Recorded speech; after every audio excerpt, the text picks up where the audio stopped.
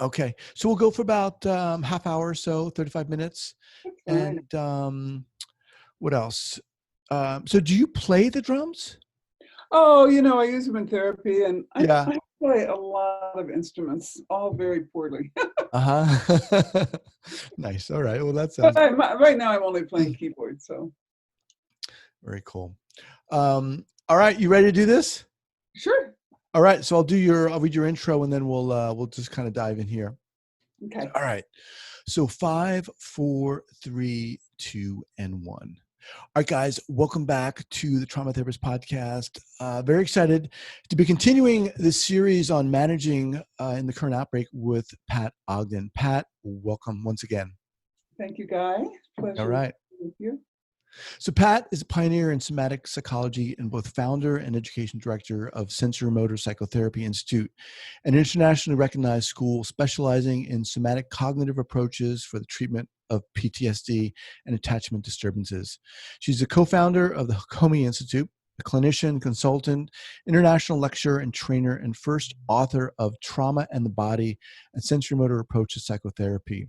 Her second book, Sensorimotor Psychotherapy, Interventions for Trauma and Attachment, is a practical guide to integrate sensorimotor psychotherapy into the treatment of trauma and attachment issues. All right, Pat. So, well, let's start off here. How are you doing? I mean, just to set the context, we are right in the midst of COVID. Everyone's trying to manage, but so just want to see ask how you're doing. Personally, how I'm doing? That's a big question. I think, like everybody, there's a lot of stress with this pandemic.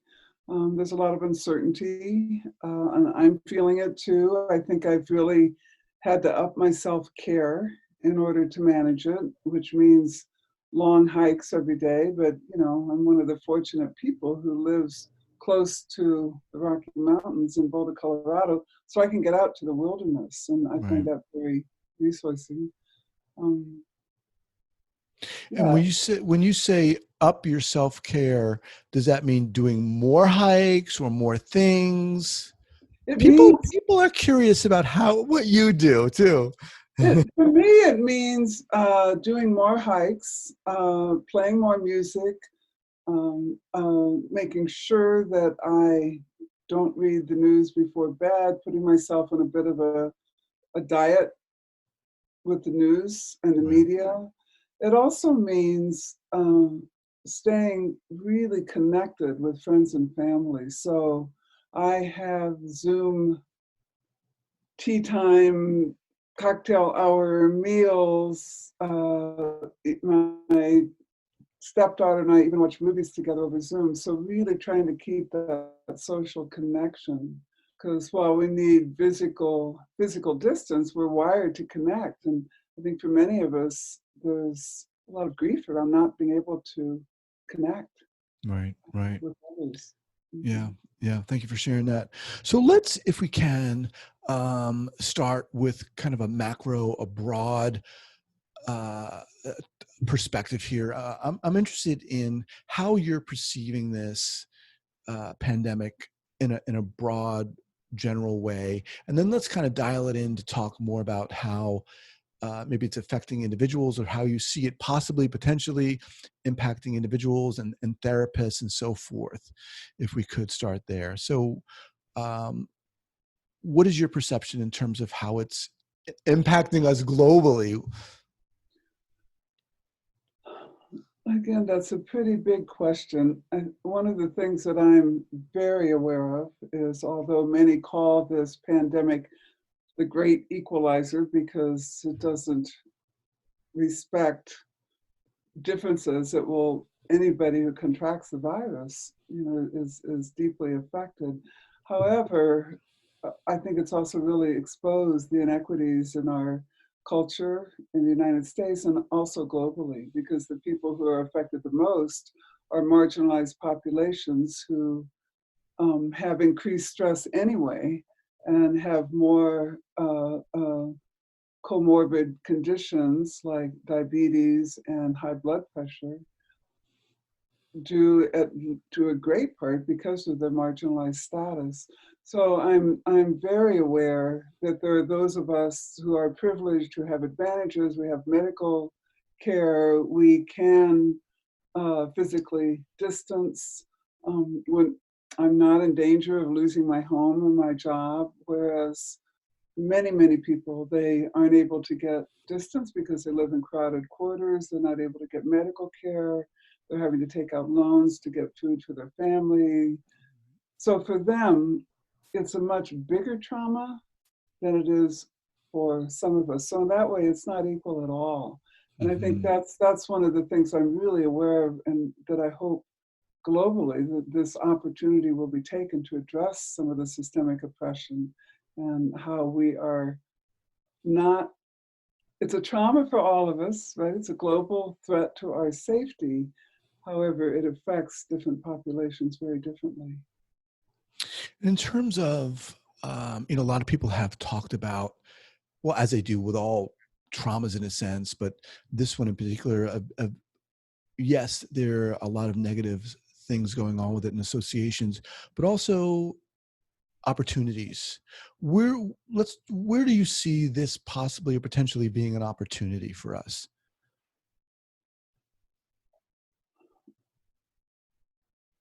It's opportunities on many levels. Like I just said, on a systemic level, I think that's the biggest opportunity.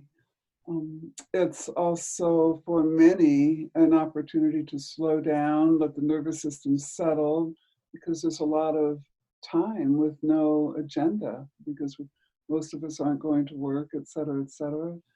I think it's a real opportunity to appreciate populations that we don't usually appreciate. Like I'm thinking of even the people who deliver my food, on Instacart, the people who drive Uber, the medical personnel, of course, and the people who are servicing the hospitals and the facilities. I think that there's an opportunity there. There's appreciation being shown to folks who usually don't get appreciation. Any stress offers opportunities to become resilient. And I think that's also an opportunity. People are learning, hopefully, new ways of coping and drawing on old ways as well. People are learning new ways to stay connected, for example, new ways to regulate arousal and so forth. Mm-hmm.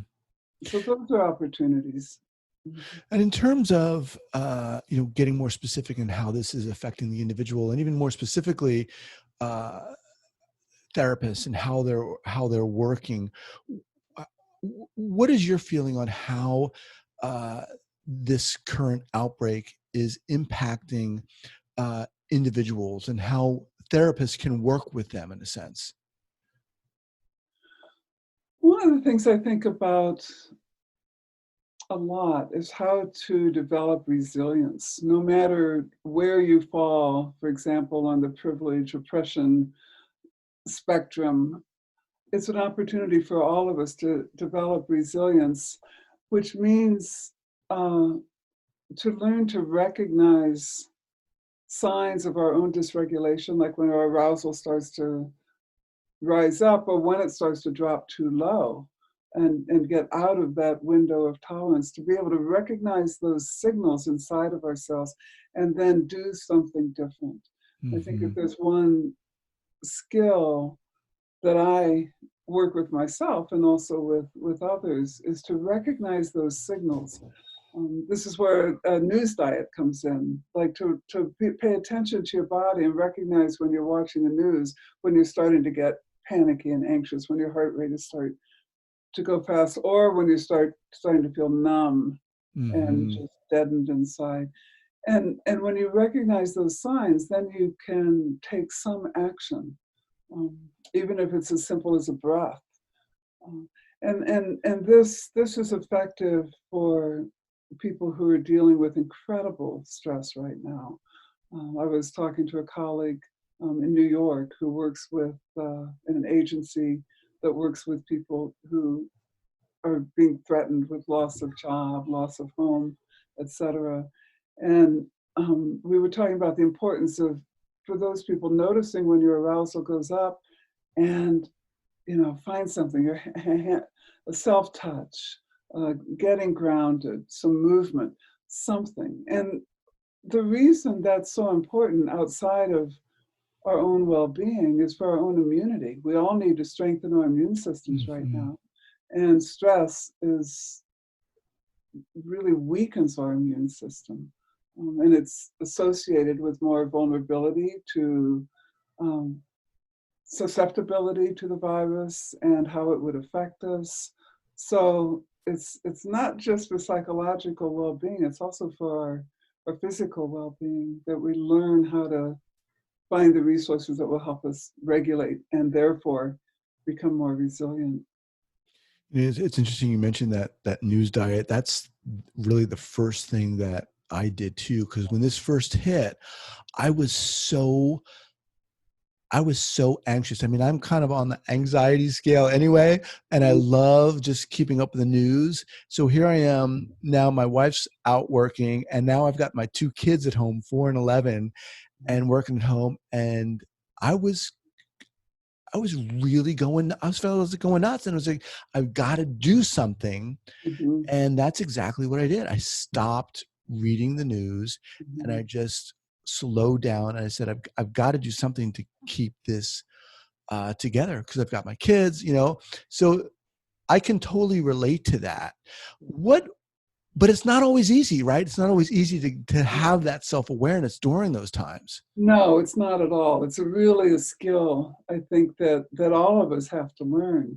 And, regulation has everything to do with the body. That's where sensorimotor psychotherapy really comes in, to recognize the somatic signs of dysregulation in our physiology. Well, let's talk more about that. Where sensorimotor psychotherapy, SPI, comes into play here. Can you break that down in SPI language of what you're recognizing, how you're paying attention, and so forth? Well, we work with awareness and mindfulness to help our clients notice the sensation in the body and to try to catch the signs of their sensation, say, before it's overwhelming.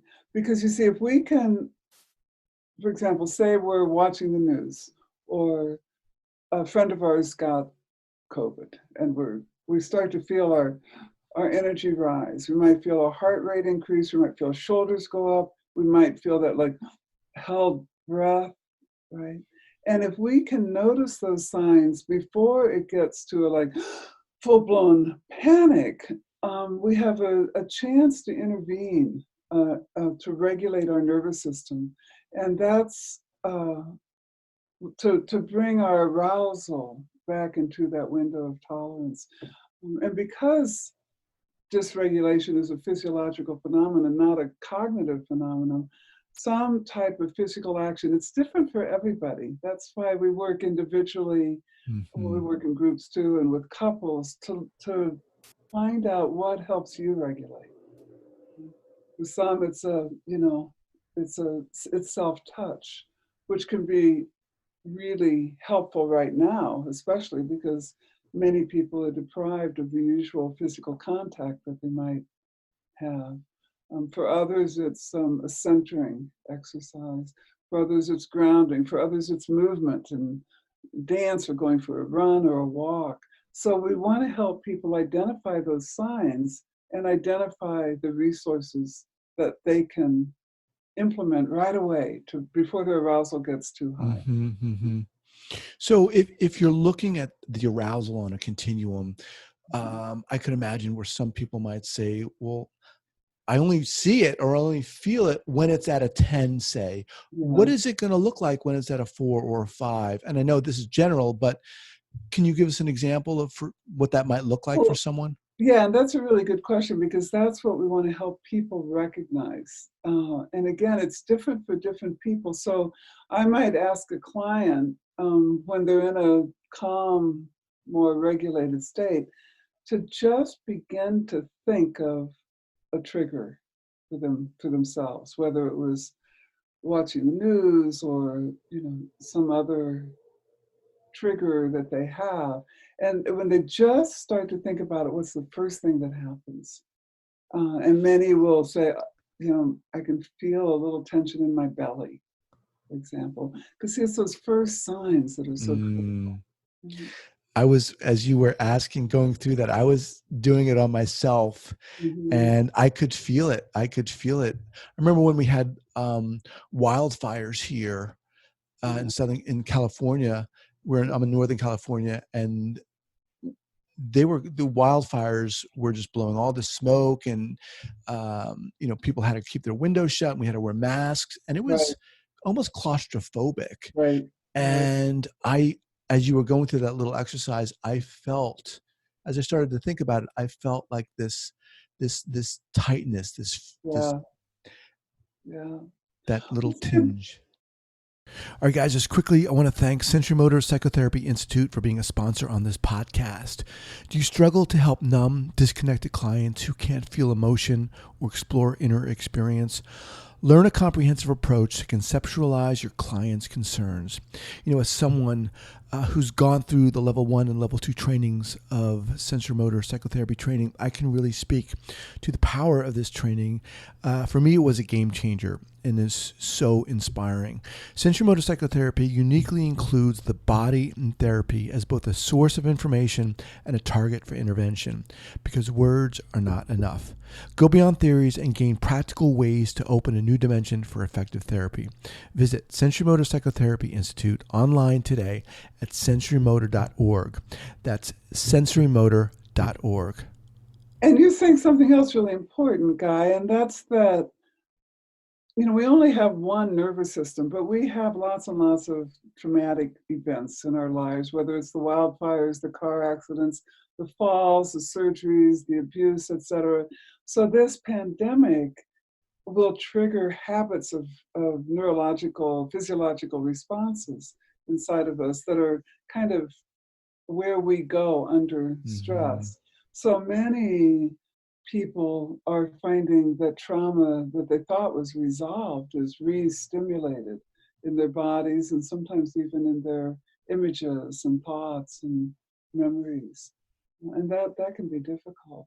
And I want to acknowledge too that the other big challenge that therapists and clients are having right now is working remotely, working via Zoom. And in a body-centered approach, of course, it's challenging to take it online. Mm-hmm. In terms of people listening to this, therapists, a lot of therapists of all kinds listen to this podcast, and survivors as well.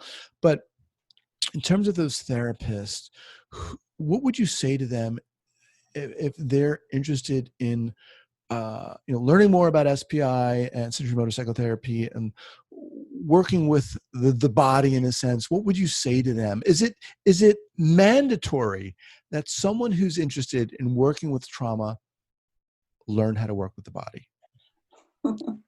Well, it is for me. I can't imagine working with trauma without addressing the body, because trauma first and foremost affects our body. Um, I always think of, like, if you're falling down the steps, you're not thinking, okay, the railing's to my right, I better hurry up and grab the railing or else I'm going to tumble all the way down to the bottom. Your body reacts much faster instinctively than it possibly could going through your cortex and your thinking mind. So trauma is really stuck in a way in a dysregulated nervous system and a muscular system that's prepared for instinctive defensive responses like cry for help, fight, flight, freeze, faint, feign death, those kinds of responses. So I can't imagine trying to resolve it top down by talking about it.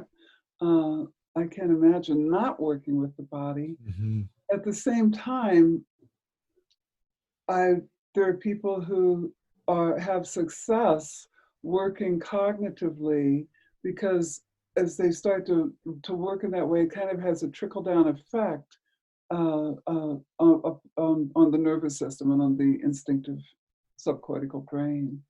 I think it's more efficient to work directly with the body and integrate the emotions and the cognition. One of the things that, has come up a lot is a lot of the different ways that people are managing during this time. Mhm. There was a lot of talk initially, on social media about, well, we're going to have all this time alone, or we're going to be, sheltering in place. Let's, it's important to be efficient and proficient and learn a new hobby, learn a new skill. And I've also heard a lot of people talking about, now that we're spending all this time alone with ourselves, a lot comes up, and it's not always easy to, I'm with myself. I'm more anxieties coming up, or other aspects of myself that Right. maybe I prefer to hide by, going to the gym or doing X, Y, and Z. Um, it's not always easy to be alone That's with right. ourselves. Yeah. Yeah. I have a lot of thoughts about that. One is we've lost a lot in this pandemic. We've lost our connection, like you say, the aloneness. We've lost the ability to just go out when we want, whether it's to a bar or a coffee shop, to be with people, to be with our loved ones.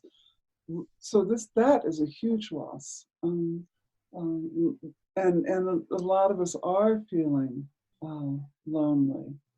And on the other hand, this pressure to be productive during this time kind of drives me nuts, because there's an implicit judgment in that, like, if you're not productive now when you have all this time, you don't have good discipline and it's your fault. And there's this blame.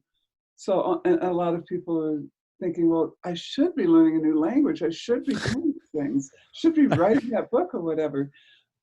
And I would say the most important thing is compassion. This emphasis on productivity is a Western capitalist emphasis, and it can be really debilitating for some people right now. So there's no one answer for anybody. People respond to this very individually. Some might be very successful at learning that new language, and that's great. Mm-hmm. Other people might be beating themselves up because they're not able to do that, and that just adds more fuel to the trauma fire. So I think the biggest thing is to be gentle, to treat yourself kindly, to be aware of your responses and take the best care that you can of yourself. Yeah, I mean, I really hear that, and quite frankly, that was something that I found challenging to do. I thought, oh, during this time, I'll, you know, try to be productive, because when this is over, we're still going to have that cultural lens through which many of us are looking through, and through which many people are looking at us. And I think, as you're saying here, to have that compassion, for me, it's really holding that compassion and continuing on with that compassion even when this is over. So I really appreciate you saying that it's going to be different. How we move through this is going to be different for each of us, but to Hmm. have that compassion for how we're doing it is really important. Yes, I think so. And I hope that compassion will extend beyond, the individual to a well, almost like a felt sense realization that we are truly in this together, which means that the people who don't have even the luxury of having the time and the social isolation, the people who are still even working 2 and 3 jobs, because there are people doing that even in the pandemic, the single moms who have to go to work and have no one to care for their kids. I hope that we can extend the compassion to those less privileged Hmm. and find a way to uh, address the effects of systemic oppression on our country and on our world. Yeah, I mean, I think that's good advice for everyone, but also for therapists, maybe who haven't yet started studying Sensorimotor Psychotherapy. And for those people who, haven't started studying sensorimotor psychotherapy, what are a couple of things that you might suggest to them as they're working with clients during this time? And even more specifically, as they're doing it, like we're talking here over Zoom or something? Well, I would suggest that they go to our website, sensorimotorpsychotherapy.org, and click on the COVID resources. And there's a free webinar that has 2 parts on how to address working through the body via Zoom. The first part is with Bonnie Goldstein and myself, and then the second part I did alone, just to address some other issues. So there's a lot of information, and it doesn't cost anything. Aside from that, I feel like I'm kind of a broken record, because I feel like a body awareness for ourselves and our clients is really going to help us here. Mm-hmm. It'll help us keep that arousal in the window. So I would suggest maybe that therapists start to get curious about their own bodies and how they're holding this, and start to be aware of the triggers for their own arousal and their own physical responses. When do they get tight? And can they trace that to something specific where that started? Or can they be aware of their breath and notice when they're holding the breath or over breathing, starting to hyperventilate? If they can just start to notice those physical phenomena, that's the first step to empower us to be able to regulate. And I would also say, I was listening to Deb Dana, who works with Steve Porges, who's a good friend of mine on the polyvagal theory, and she had a nice way of saying, if we look at a continuum where on the one hand there's that imperative to connect with others, and then on the other hand there's also a need for solitude and calmness and self-nourishment and care, and to start to notice when we're where we are in that continuum, and when we're going off of the solitude side into loneliness. And for me, again, it's physical. How do you notice that? Like, what do you do when you start to isolate and feel lonely? Do you start to pull in? And is there another action you could make? Could you reach out to a friend or over Zoom, for example? So I appreciated her description of that continuum. What was her name again? Deb Dana. Deb Dana. Okay. I'll have her linked up. I also have linked up that those COVID series at the SPI website. But just for the benefit of the therapist listening to this, it's interesting when I asked you what you might suggest or advise gently for those therapists who are working with clients now, your suggestion was to be mindful of themselves as therapists. It wasn't something that they were doing for doing to or for their client in a sense, right? But to be aware of noticing and curious about how their body is responding to this situation in a sense. That to me is very interesting. And I love that whole topic because it really invites us therapists to really look at themselves first, right? And that's not always the easiest thing to do.